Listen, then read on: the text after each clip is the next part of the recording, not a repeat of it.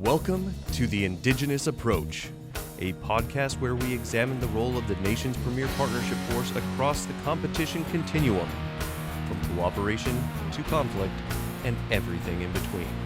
In this episode, 7 Sergeants Major from across the Special Forces Regiment continue the discussion on the SF identity, focusing on how it will affect the force.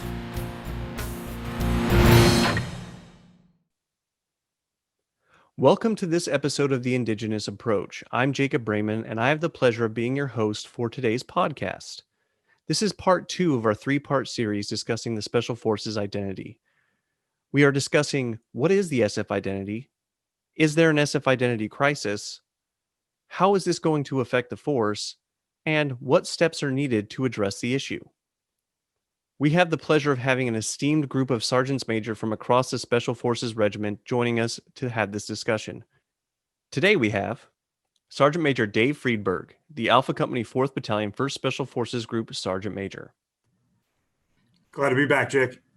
Command Sergeant Major Retired Jeffrey Wright. Jeff served in 3 different Special Forces groups and as a senior enlisted leader for 4 joint commands. Good morning, everybody. This is Jeff Wright. Pleasure to be here. Sergeant Major Matt Williams, the 2nd Battalion, 3rd Special Forces Group Operations Sergeant Major and Medal of Honor recipient. Hey, Jake. Yeah, glad to be here. Thanks for having me again. Sergeant Major Retired Bill Thetford, the Usaka Operations Integrator. Thanks, Jacob. Good to be back. Bill Thetford here, and hello to my fellow SF teammates out there. Command Sergeant Major Dave Waldo, the Command Sergeant Major of 4th Battalion, 1st Special Warfare Training Group. Yeah, this is an awesome opportunity. Thanks, Jake. Command Sergeant Major Retired Terry Peters, who started as an infantryman in 1983 and retired from 3rd SF Group after 27 years in the Army. Thanks for having me back, Jake. It's great to be back. And we have Command Sergeant Major Retired Tom Smith, who has 35 years of Special Forces experience starting in 1977 through 2012. You make that sound like I'm so old, Jacob. Thank you all for being here, and I look forward to continuing our discussion about the Special Forces identity. Much of the question about Special Forces identity came from a study conducted by the 1st Special Forces Command Chief of Staff, COL Ed Croot. His research used surveys and a bunch of other methods to determine what the force felt was the SF identity. Using all of the data collected, the findings pointed to there being an identity crisis. There are links to the paper and a couple other discussions on the topic in the show notes. Our last episode focused on there being an identity crisis. The question driving our discussion today is, how does the SF identity crisis affect the force? Perfect. Yeah, thanks, James. Sergeant Major Williams.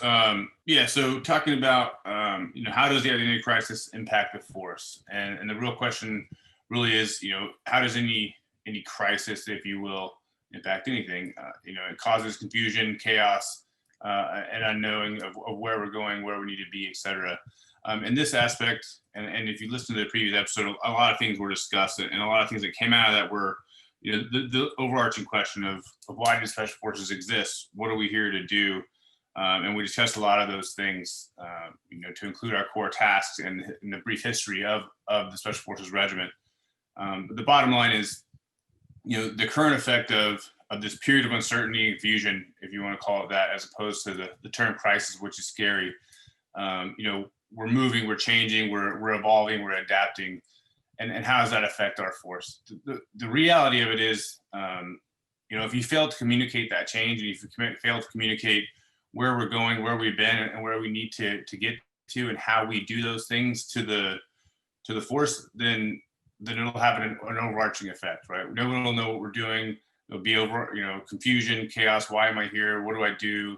An overall lack of motivation and general confusion. And that could have a drastic effect on the force. You start losing guys because they think they're here to do something that they're not here to do, in general.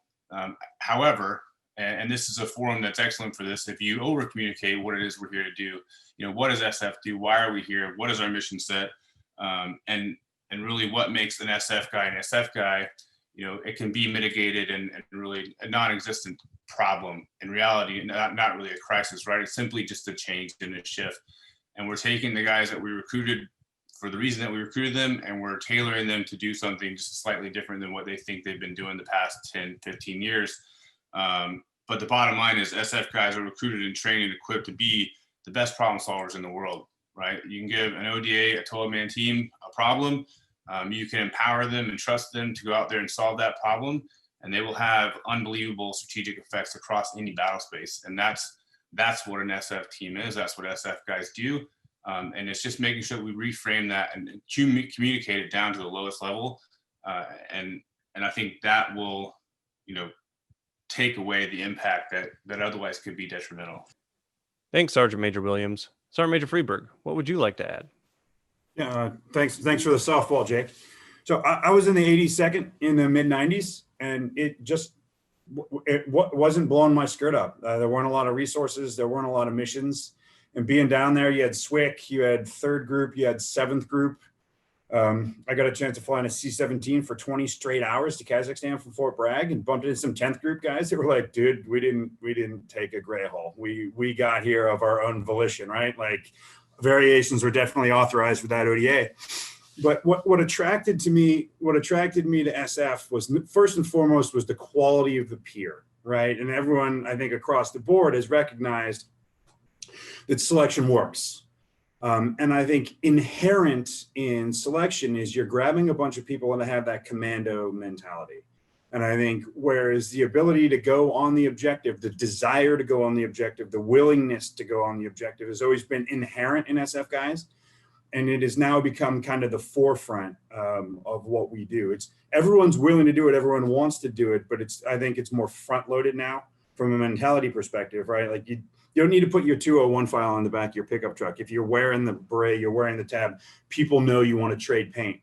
But the term back then in the mid 90s was real world missions, right? So as much as I wanted to get an opportunity to trade paint with somebody, it was you were going places, you were doing things that had consequences, you had resources, and you got to make decisions. And that's what drew me into it. You just got a chance to go and do things that no one else in the Army got to do. And then, of course, 9/11 happened. And then the term real world, I think, was replaced with combat. Have you been to combat? Have you been to combat? I'm not going to lie, my group, it was a major emotional event. We didn't really get into the rotation until around 2006. And then we were full bore with Philippines, Afghanistan, Iraq over and over and over and over again. But I will say this, and this is probably not the best analogy in the world, but I do think there is a bit of a crisis here. And I think the Sergeant Major community, it's our responsibility to sponsor this change and support our commissioned officers like we're supposed to do. And the reason why I say sponsor, right, and this is why it's not the best analogy, is the first step in Alcoholics Anonymous is you have to accept that you have to have a problem. You say, I am an alcoholic, and you accept it, and you've got your sponsor right there. And I think that our chain of command at 1st Special Forces Command has said, we have an identity crisis, and it's our job to help everyone accept it, right? And that's why I think we're their sponsor for this. I don't think that's necessarily a pejorative. And it does, like I said in the previous episode, it doesn't take away from anything we've done in the past.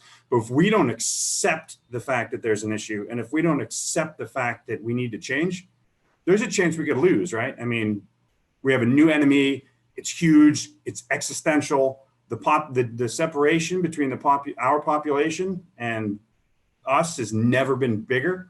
And I think we have to really look ourselves in the mirror and accept it.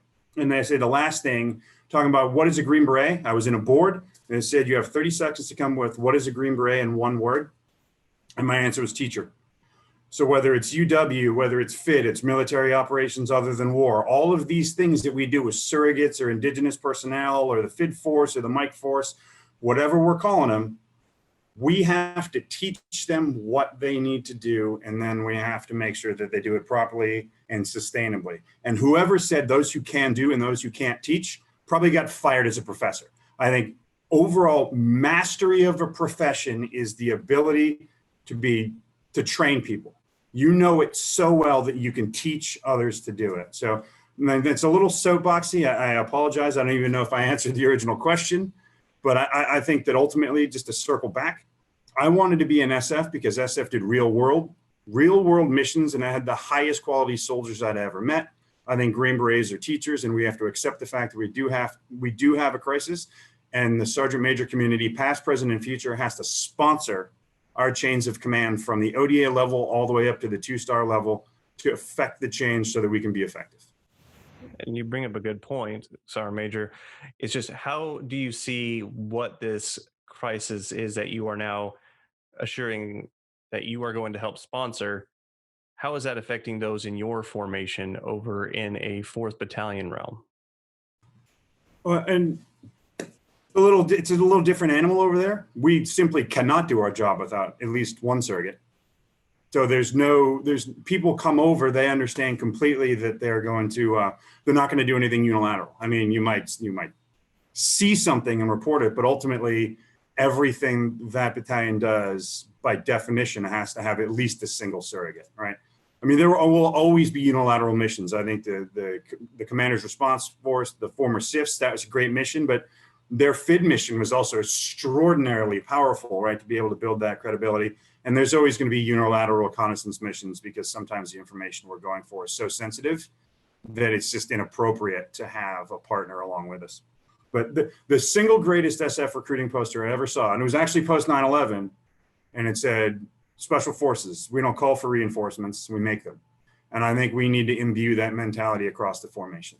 Dave, that's awesome. Anytime I go back to CSM Peters, listening to you and Matt, man, this regiment's going to be just fine. So I appreciate that. So how's identity crisis impact the force? I tell you, I think retention and recruiting, we've plowed that ground a lot. It's easy to pull that rope between identity crisis and retention and recruiting. But one thing that I reflect an awful lot on during my many, many miles of running up and down Ardennes here, at a pace faster than most, if I might add, deals directly with this graduation of sorts into the great power competition as we essentially are going back to the future. I think I might know what it's like to be a major league ball player that played in the World Series, and now I'm in the minors with not really a path to get back to the World Series. And they kind of stick with that metaphor.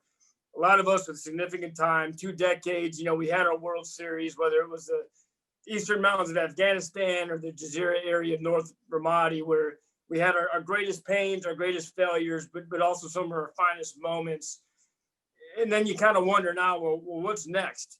How am I going to prepare the next generation of Green Berets for a World Series with rules and sabermetrics that are frankly foreign to me? So naturally, getting ready for this podcast, I pulled in my first sergeants and senior cadre that are going to bear the weight of this transition of sorts.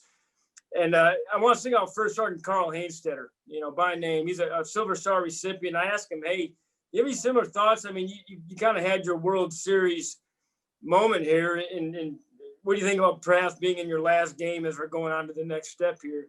And his answer both inspired and absolutely humbled me all at the same time. Carl, in his brain, his battles in Afghanistan wasn't his Super Bowl or his World Series. That would be at a future place in Eastern Europe, thwarting pure adversarial aggression with a superbly trained and ready partner force under the guidance and advice and even assistance from his 10th Group brethren. I tell you what, if you look deep into his eyes, he believed in his heart every word that he said of that. So there is going to be a tangible impact of the force right now as we're transitioning here, and it is going to be with, as we're simulating generations from guys on the tail end and the new guys that embrace this thing, and we're going to have issues with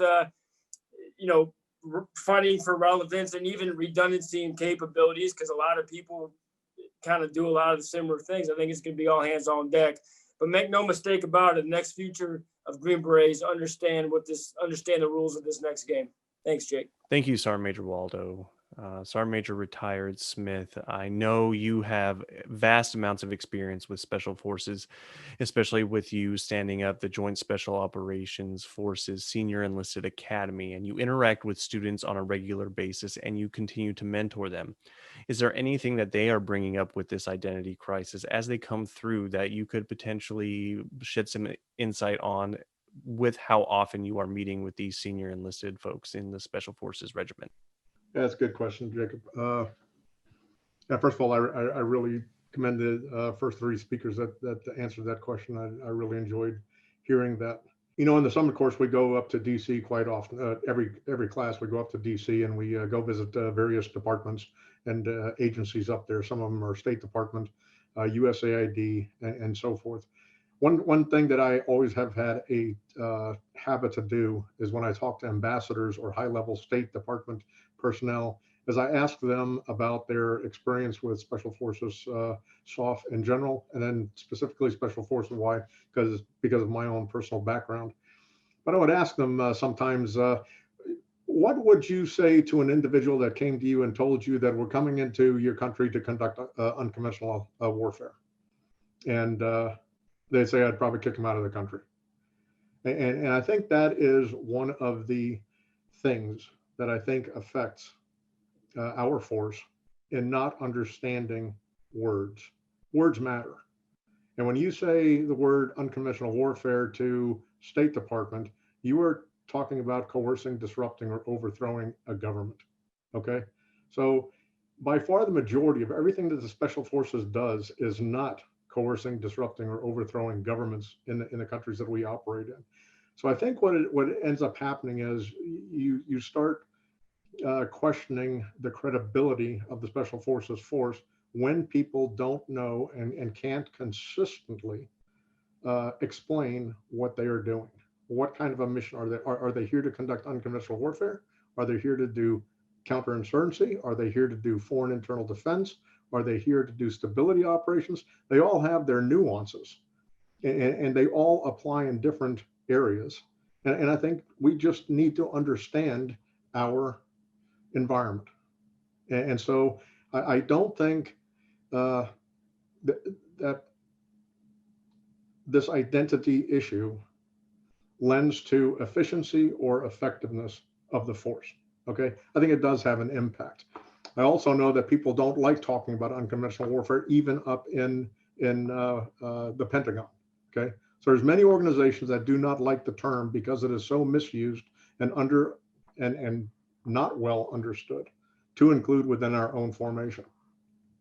When I was a command sergeant major at USOCOM, and this whole issue of unconventional warfare was coming up, and everywhere I travel, SF guys would ask me, "Hey, Sergeant Major, what's up with this here?" and so forth, all directing towards unconventional warfare. And I'd basically ask them, I said, "Well, Sergeant, what is unconventional warfare to you? What is it?" And over a period of time, if I asked 20 guys, I got 20 different answers. When I came back to U.S. Special Operations Command, I went to every officer, Special Forces, long-tabbed officer at Special Forces USOCOM, and asked them. I sat down privately in their office with them and asked them, "Sir, talk to me about unconventional warfare. What is unconventional warfare? Are we doing unconventional warfare right now?" Da, da, da, da. If I asked 20 guys, I got 20 different answers. That told me we were broke. As a Special Forces force, we were broke. And if you looked at the definition of unconventional warfare back then, the previous one to this, by the way, this one that we have today is the 9th definition since the 50s on what unconventional warfare is. And that's a shame. Unconventional warfare should not change. It should always be consistent. We should always have a good, thorough understanding and a good grasp of it. But we also need to understand how our skill sets can apply to other mission sets, such as FID, stability operations, counterinsurgency, and on goes the list of operations. Because if you are that doggone good at unconventional warfare, trust me, the other ones are a piece of cake. Because unconventional warfare is conducted in a denied, hostile environment. You are there to coerce, disrupt, or overthrow a government. The government does not want you there. Their security forces are going after you, and that's where you have to operate in with your guerrilla force, resistance force, or whatever you might have. So I think the consistency and understanding that, and then how does your skill set apply to these other things? You know, we used to run a program in Special Forces. I don't think they run it any longer, but it used to be called CASMAP. And basically CASMAP, every ODA did a CASMAP.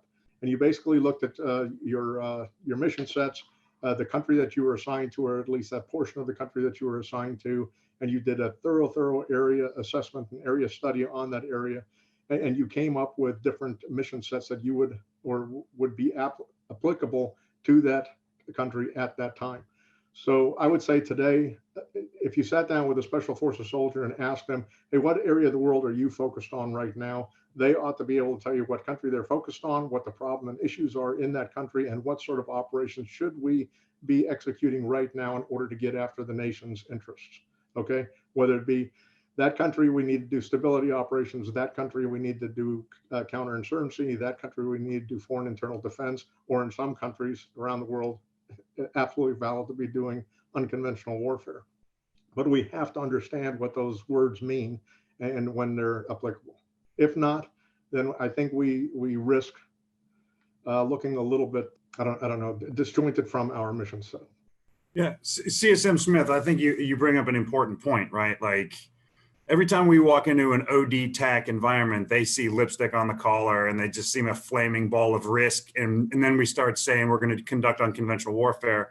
I think what makes it really difficult to describe what Special Forces does and do is because we're doing things that people can readily identify 2 or 3 layers below the campaign plan, right? So if the TSOC has a campaign support plan, are we doing IW? Are we doing stability operations? Are we in phase 5? We doing a JSET, right? That has several different things. It's almost like the one, you could define a JSET as security cooperation. You can define it as FID, but because we're sort of conditioned to say we do UW, I think sometimes what you sparked was the actual FM 3-18, which is a really underrated publication, says SF operations historically have been used to shape the environment, to conduct condition-setting activities, and to enable maneuver warfare of other operations.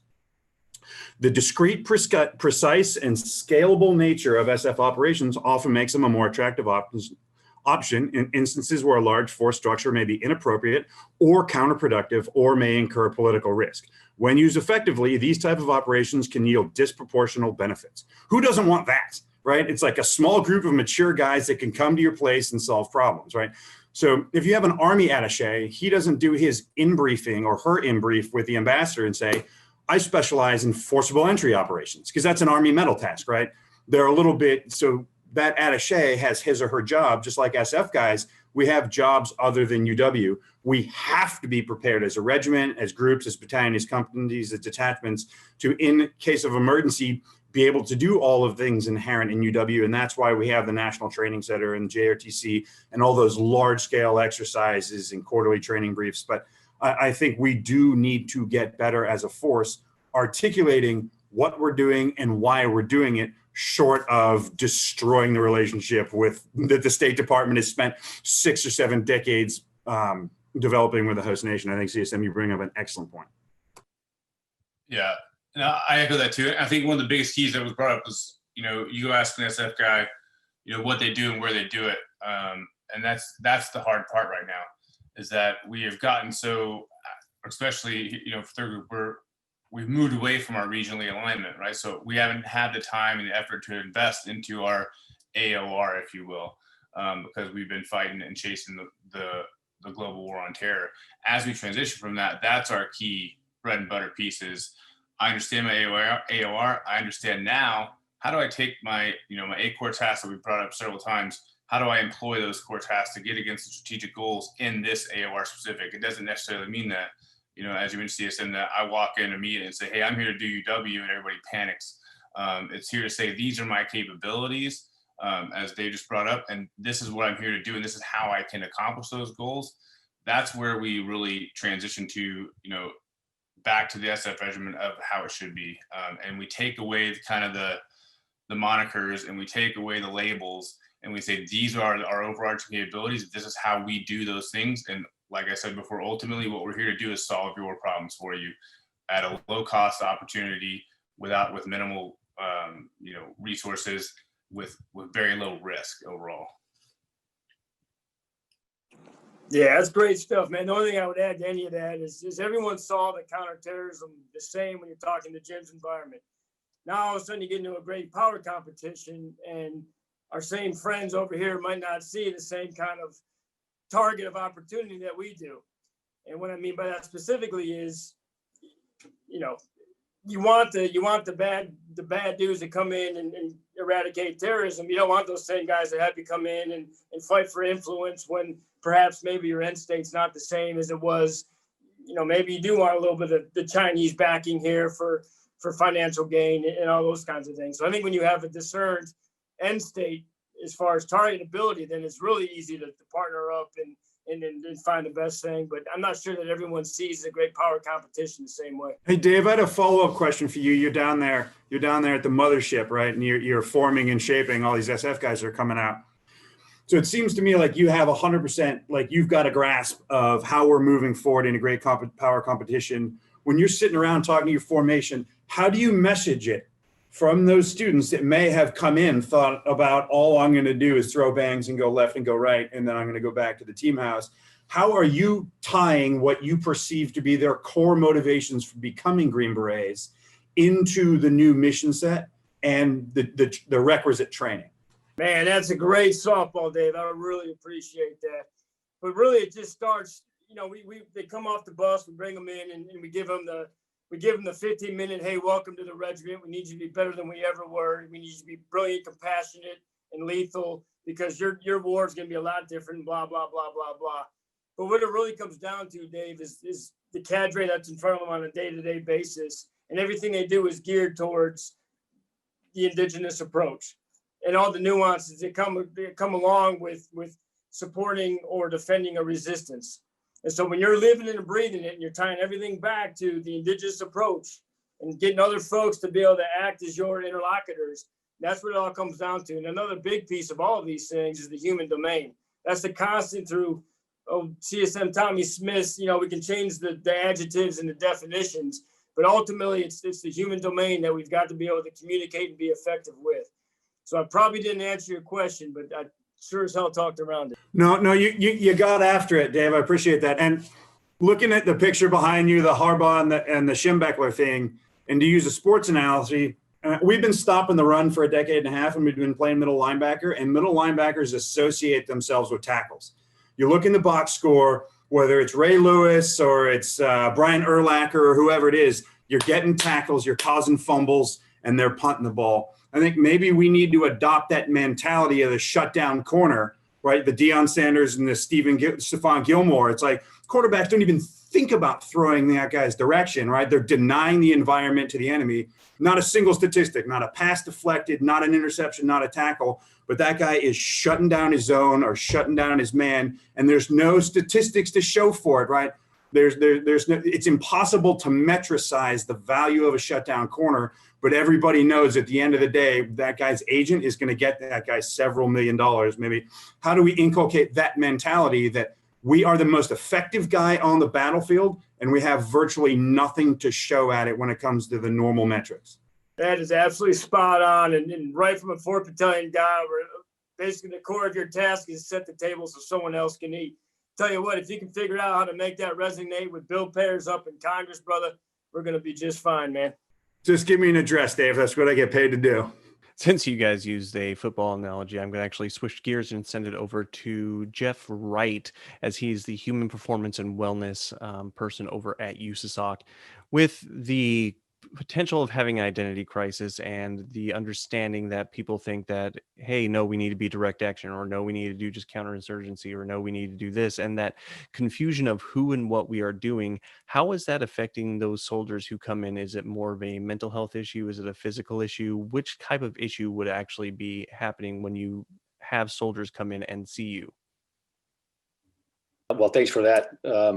So I am the deputy director at USASOC for human performance and wellness, and that question is probably, you probably get a better answer from one of the coordinators down at the groups that see the guys on a daily basis. But I would tell you, one of the things that we wrestle with, when you start talking about optimizing human performance, from our perspective, we need to be looking at how we optimize human performance against a mission, a task, something that's in the training, the guidance or the mission letter that comes down.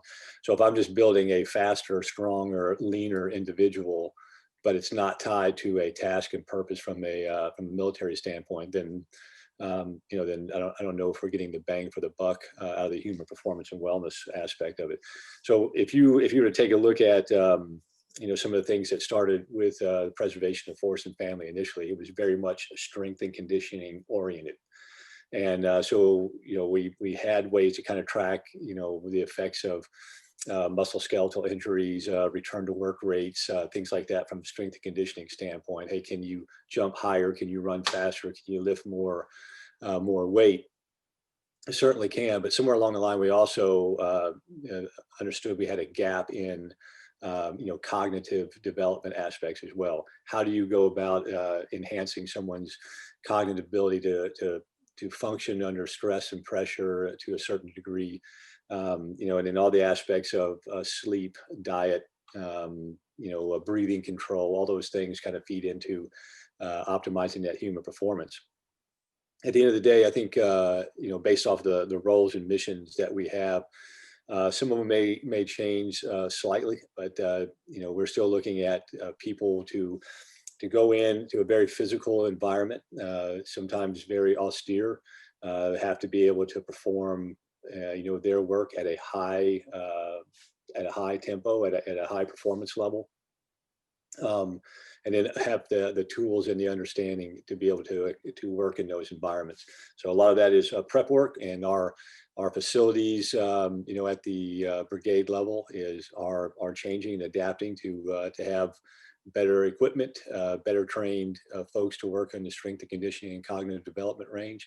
But it's also adds an aspect of resiliency, for that person, recovery, and then we also paying attention to the families, and then the relationships there from a social, spiritual standpoint. So it's all about that, the holistic aspect of it. And it kind of ties in with, we've made those recognitions where we are moving out. That is definitely a priority. Ties in with Lou #1 for General Baudet and the people facet. But there's things that are also that we just are unknown. What is the impact of going from a 1-to-1 dwell or a less than 1-to-1 dwell to a 1-to-3? A couple people brought it up that, hey, I didn't come to special operations to sit 2/3 of my time in a year back at Fort Bragg or Fort Campbell or wherever. I want to go out and deploy. Now, I think many of us will say, hey, a 1-to-1 or less than 1-to-1 is not optimal. So there needs to be a sweet spot how we dial that. And then one of the things we found that, similar comparisons to what's going on in the COVID environment, where a lot of us are teleworking and spending more time at home, there's also associated problems that we are identifying from a nation standpoint, about some of the things, some of the pressures that are going on within the families that we have to deal with, the domestic violence, suicide rates and those things like that. How can we extrapolate what's happening to us in a COVID environment to similar things where now we're not deploying as much, we got more time at home. And, some of the things that made our relationship so strong was the fact that we were able to take a break from some of the things, some of the stressors on the relationships, to deploy, focus on the deployment, and then come back and then kind of get those things resolved. Now with the dwell times the way they are, those, to try to solve those problems in your face is going to be even more paramount. So probably didn't answer your question, directly there, but I think, even though with the nuances to our roles and functions may shift as we go through the crisis here, we're still, people is the #1 aspect. We are still trying to recruit, high performing individuals. We're going to give them the tools they need to succeed. We're going to provide them sound leadership, all the things that we need to do to be able to make sure that regardless of whether we're doing FID or direct action, we still need to have high performing individuals. And so I think you may see some of the approaches change a little bit within HPW, but the core tenets will still probably stay the same. Hey, CSM, right. I think you bring up a pretty awesome point about that dwell. Like telling a Green Beret he's got 3-to-1 dwells, like telling a 4-year-old kid Santa's not real. Like no one's trying to hear that. I mean, I understand people want to be around their families, but I think what's so interesting about this topic we're talking about and HPW, you talk about POTIF, but you also talk about retention, right? Like my body, that I'm like the guy in Game of Thrones that the Lord of Light brought back like 6 or 7 times. Like I do not have enough fingers to count the number of surgeries I'd had. And if I had Thor and human performance and all that stuff my entire career, I'd be in much better position physically. And I just wonder if the Thor program and HPW is going to bridge that generation gap. So not only from a retention perspective, does that help keep some of our quadragenarian Green Berets in service a little bit longer, but the longer we have the experienced guys in service, the more they can drag some of those younger guys along, right? The guys that are only going to do 3 and 4 years, they're like, if I can't trade paint in the Middle East, I don't want to be here. then some of those older guys that you've helped sustain physically can be like, hey, son, let's go talk, right? And they can sit down and talk to the wise man under the tree and start to explain to them what we're going to do with the added dwell, other than the good old fashioned, well, get your ass in the language lab, right? Because that's only going to go so far. So I think HPW has as much of a dog in the great power competition fight as any of the rest of us. Yeah, just put a cherry on top of that. You're absolutely right, and that's one of the things we're trying to get off the ground is that baseline assessment. So someone comes through an R4Gen process, we need to establish what a baseline assessment is so that we can measure that all the way through that person's career. From my perspective, only been there for a short period of time. Looking at this in terms of 3 buckets. The initial bucket is someone that comes out of the fourth generation cycle, gets onto a team, is going to be there to prove his relevance, and earn a reputation to be on that team and conduct the operations. That person is going to throw his mind and body at everything he can to prove his relevance and to be able to earn his place there on the team. So the HPW process needs to recognize that and come up with programs for that. So as I start looking at how to increase that person's or optimize his human potential, and look at ways to say, hey, look, I know what you're trying to do. We can help you with that.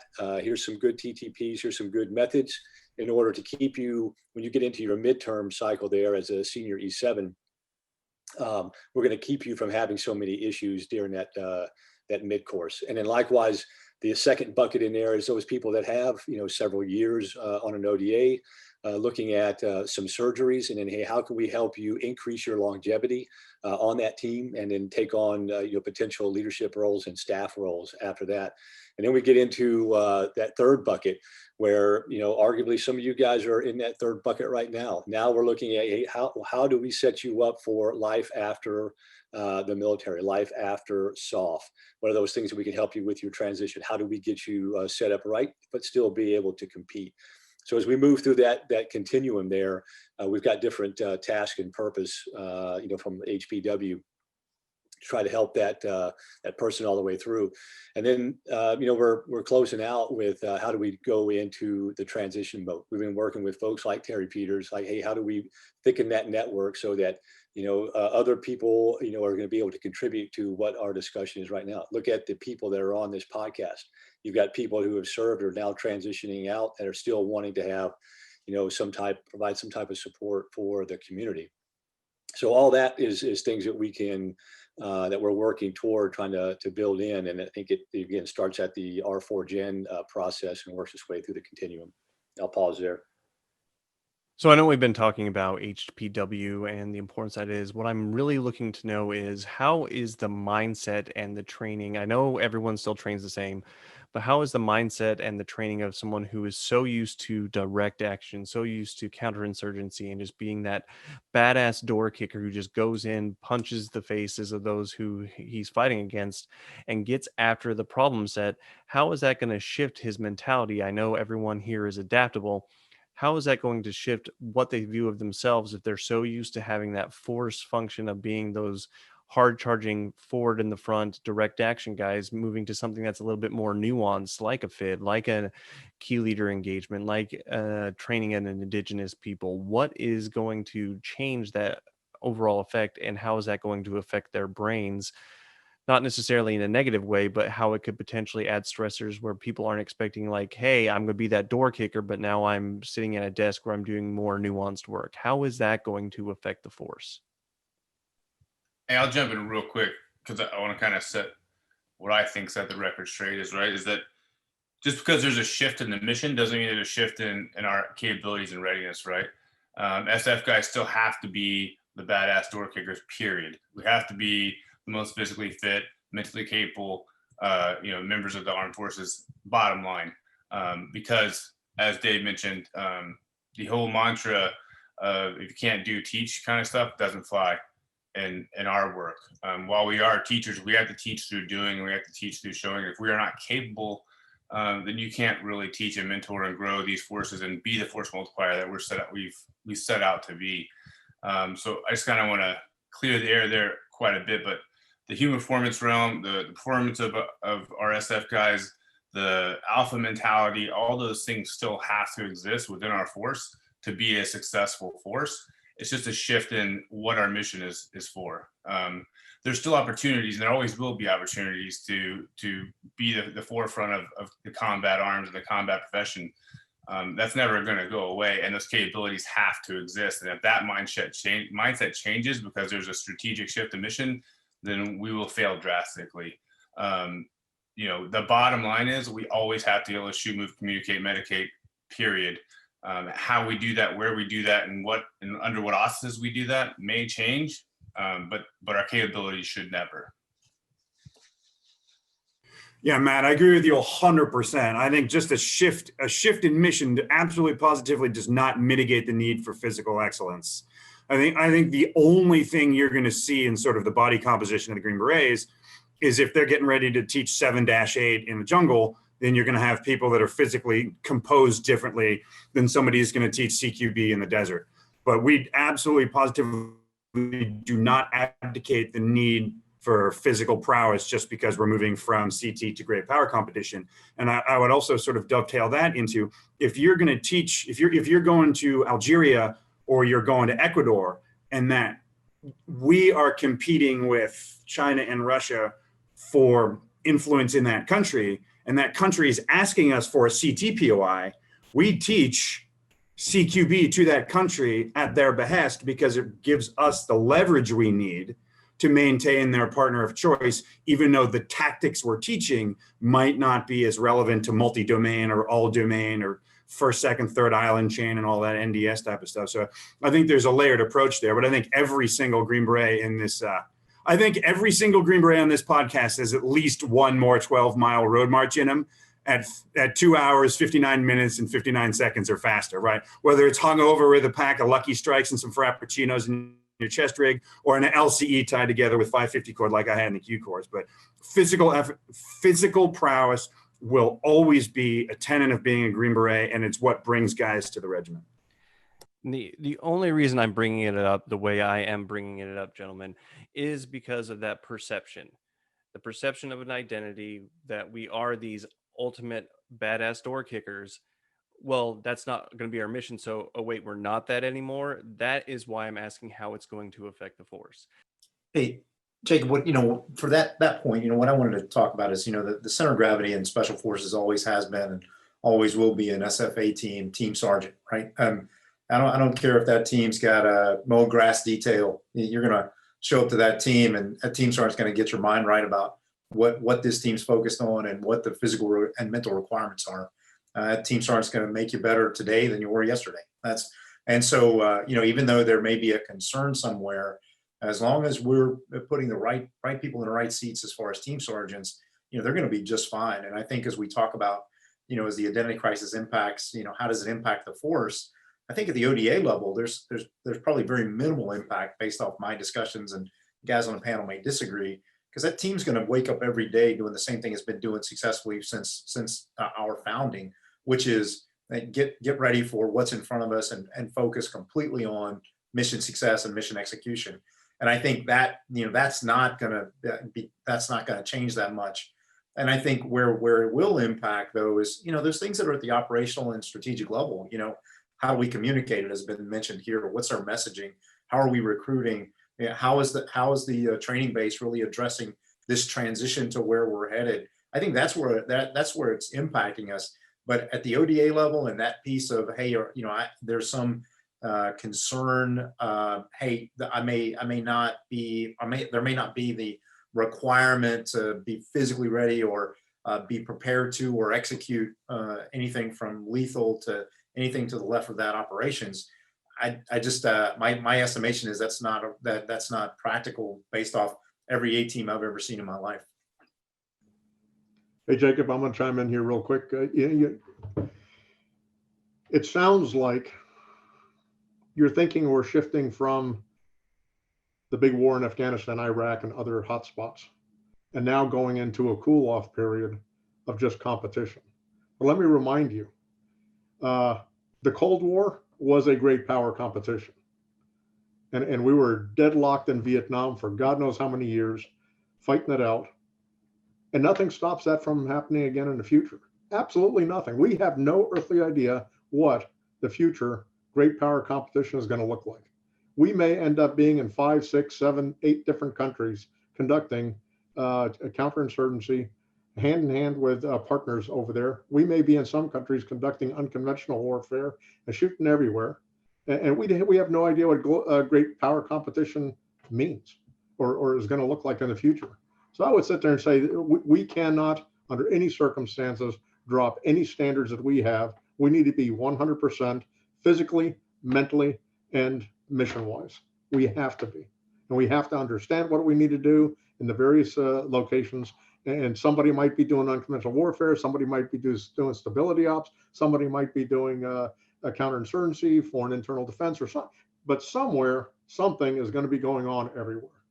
So I would say I do not see great power competition as being a taking a knee.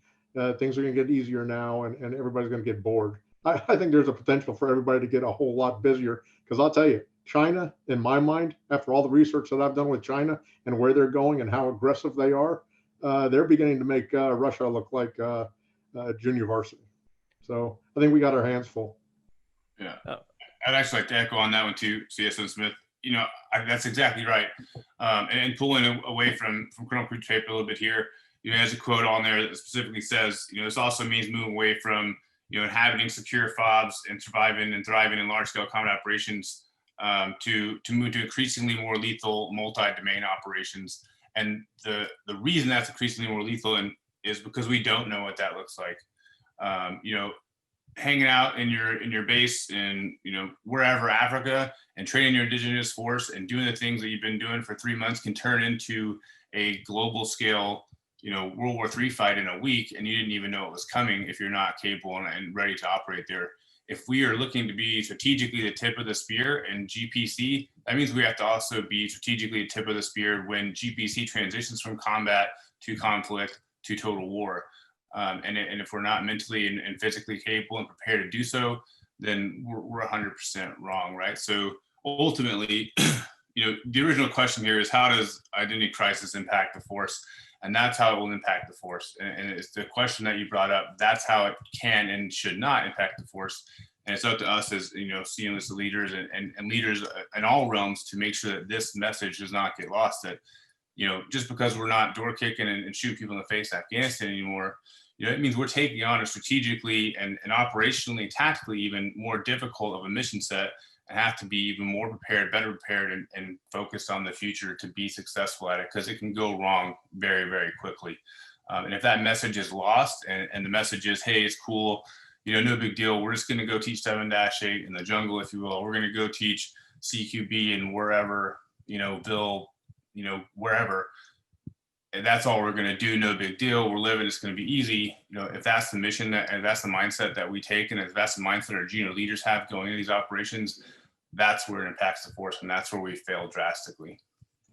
I agree there 100%. I think that's you know, one of the things that you know, articulating where we're at, you know, not only in the team room, as Terry pointed out, but also all the way up to the highest level of command, being able to talk about the vision for what our force is going to be able to do in the GPC. And arguably, if you look at a lot of narratives written about GPC, when you look at the elements of national power, the military is going to be, you know, not in the in the forefront of all these kind of activities. It'll be shaping and supporting roles, but they could, to your point, those shaping and supporting roles can look like anything.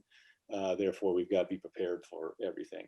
I do want to ask Bill, since he is the Usaka operations integrator, how has the SF identity affected the force from your perspective over your many years as Special Forces? Yeah, right, Jake. And this, you know, kind of goes back to the, you know, the core question for our session here is, how does the identity crisis impact the force? And, you know, really great comments from the panel so far. And I've heard this idea of relevancy several times now, and I think that's key. I think the people in Special Forces want to believe they are relevant, that the tasks or the missions they are performing matter, and that they matter to the nation. We've talked about the importance of assessment and selection, bringing the right people into our ranks. And I think it's that relevancy and job satisfaction that is our best retention tool. If you're surrounded by good people and you believe in your mission, you have job satisfaction. And I know that, bonuses and special duty pays are nice to have, but job satisfaction will be our best retention tool because our people are bright and they're talented. And if they don't have job satisfaction, they can find other avenues and adventures in life, and that's how we'll equip them. So I think having good job satisfaction, believing that we're relevant and that we are surrounded by great teammates, that'll matter the most for the future of the regiment. Hey, Jacob, if I can chime in here just a moment. We're all using different analogies and things like this. An analogy that I've used for a long, long time is a game of chess. Okay. To me, irregular warfare, special warfare, whatever you want to call it, are basically playing chess. You have two sides. You got the black side, you got the white side. And Jeff Wright, I see you got a chess board there on your table behind you and stuff like that. So you can, here's the bottom line. At the end of the day, if the special forces are in a country conducting counterinsurgency, they are fighting against an insurgency, guerrillas. That is our bread and butter. That's what we do for a living. That's what we exist for, is to be guerrilla fighters and to train, organize, and equip guerrilla fighters to go out there and do things. We do unconventional warfare. Al-Qaeda does unconventional warfare. If you look at Afghanistan and you look at the players, the internal players in the country, you have the Taliban and you have the Afghan government. The Taliban are the insurgency. The government is doing the counterinsurgency. Now you have outside players that are assisting those two groups. Al-Qaeda assists the Taliban. They're doing UW, unconventional warfare, an outside force helping an insurgency. And the United States and its coalition are doing foreign internal defense by helping the government inside the country perform their counterinsurgency. It's a chess game. So either way, whether you're on this side or you're that side, you're playing the exact same game. And if you look at the definition of irregular warfare, and I don't have it right in front of me, but the objective is to influence the population, the relevant population. Okay, that is a matter of winning hearts and minds. That is gaining the support of the people, both because they believe in your values and what you represent, and they want to have more of what you have, but they also believe in what you're doing on an intellectual basis. Okay, that to me is what winning hearts and minds is all about. You can't just win hearts and expect minds to follow, and you can't just win minds and expect hearts to follow. You have to do both. Okay, and if you look at the game that we play, and I asked it as I traveled in Afghanistan and talked to the Special Forces 8 teams, and I talked to them specifically, and I'd ask them, guys, let me ask you, are you looking at the enemy? Are you looking at the Taliban and Al-Qaeda as though they are doing what you are the best in the world at? And if you are, how are you countering them? How are you anticipating what they're doing, and how are you going to stop them from achieving that? And what I end up finding out over the years is, and it's happened in Vietnam too, we win almost every tactical battle out there. Tactically, we win day in and day out, hands down, no competition whatsoever. Strategically, we lost in Vietnam. Strategically, as a nation, we lost.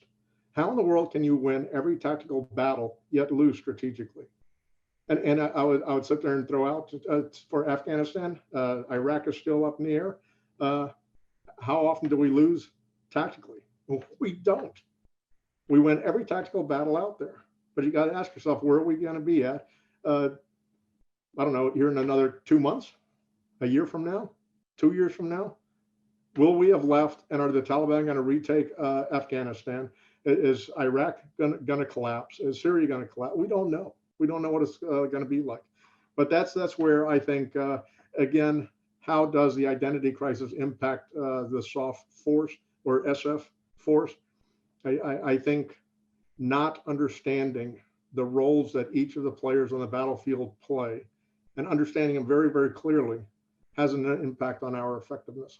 All right, so CSM Smith, doesn't take a lot to get me talking, as evidenced by the last hour and a half. But back to CSM Tedford, I think you tie it again back to motivations. What motivated me to join the Army? What motivated me to become a Green Beret? What motivated me to stay a Green Beret? I was low crawling through Indonesian language when 9/11 happened. So my entire suite of motivations for doing the job changed. It just went from being something that's well resourced and interesting to, okay, it's on now. I'm going to do this until, you know, I catch an Aaron AK-47 round and they kick me out of the Army. But what is job satisfaction, right? There's the immediate gratification of going on the X with people that I train with, that I've developed a brotherhood with. There is that, right? And that is a strong bond, but there's other aspects of job satisfaction, right? There's resources, right? We might not be the most resourced force in the world. I actually just read that one aircraft carrier is more expensive than SOCOM's entire budget. But in terms of ground forces, we're pretty well resourced. What's our level of autonomy? I can tell you that some of the guys in my company have autonomy that people wouldn't believe. As E7s, they can go out. What influence are they having? And are they taking ownership, and can they make their own decisions, right? And it's a matter of, you know, there is the conversation between Gen X and millennials, whether, you know, Gen X Green Berets would take ownership, whereas millennials have to be given ownership. But ultimately, once a Green Beret has been given something and we get out of his way, back to that or her way, we'll get back to that conversation about decentralization. I'll just give you an idea of an E7 in my company was having a conversation with a TSOC commander, and the TSOC commander said, "What do you think?" And that E7 said, "I think the force composition for this upcoming OAI is wrong. No one has asked the host nation. I think it's going to have the opposite effect of what we want it to have." And that one star looked him straight in the eye and said, "What should it look like?" And he laid out what he thought the force package should look like. And that one star wrote it down. That is influence. That is strategic influence based on the information that soldier had acquired over his 179-day rotation, not once, but twice. That general is like, Roger, got it. So it's a different type of satisfaction than going on the objective. But that E7 absolutely, positively, beyond a shadow of a doubt, had an influence and had an impact, and it gave me a free NCVR bullet. So I appreciated that, right? But I mean, ultimately, these Green Berets, I mean, the sun does not set on Major General Brennan's empire. It simply doesn't. We have people in so many different parts of the world having a disproportionately strategic effect. And I know that our near peers, they're watching, and they are moving resources around the chessboard, around the go board, because our people are there. And the last thing I would say is the deployment of an ODA is the manifest representation of the United States strategic will. And if that doesn't motivate people to be Green Berets, I don't know what does. CSM Tommy Smith, I love you, man. You know, but I think that our ability to claim a decisive victory ended in the Korean conflict. You know, after that, we don't really know what ultimate victory is. And I don't think at this point we just have to embrace that. We're never gonna, and that's where we're gonna do the best. So back to Jake, to your thing, it's binary, right? It's not gonna be and or, it's gonna be yes and.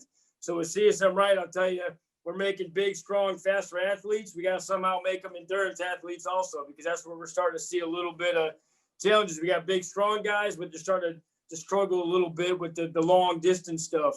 But once we start making long distance stuff, we got to have to go right back to making big, strong, powerful athletes again. So it's yes and. I tell you what, this bunch coming up, this new generation coming up, they're very strange people, but by God, they're able to do it too. So we're looking forward to it. I'll just get in there with that, just based off the HPW thing. I would just say we are capable of doing just about anything the command wants us to do. It's just a matter of, you know, the command investing into what they see as a priority, and set the course for the vision, and we will respond accordingly. So, gentlemen, I want to make sure that I'm saying this right, or if I'm completely off base, feel free to correct me. But the overall effect on the force is not necessarily at the ODA or the team level, but it's more at the higher echelons, at the strategic level, where those strategic partners' perceptions of what Special Forces is and does can affect the force more so than down at the team level. Yeah, I would say it's kind of the opposite, right? It's the impact is going to be on the lower level. The impact is going to be on the teams. and that those guys, because those are the guys that are out there doing it, right? And if they don't understand why they're doing it and what they're doing, that's where failure exists.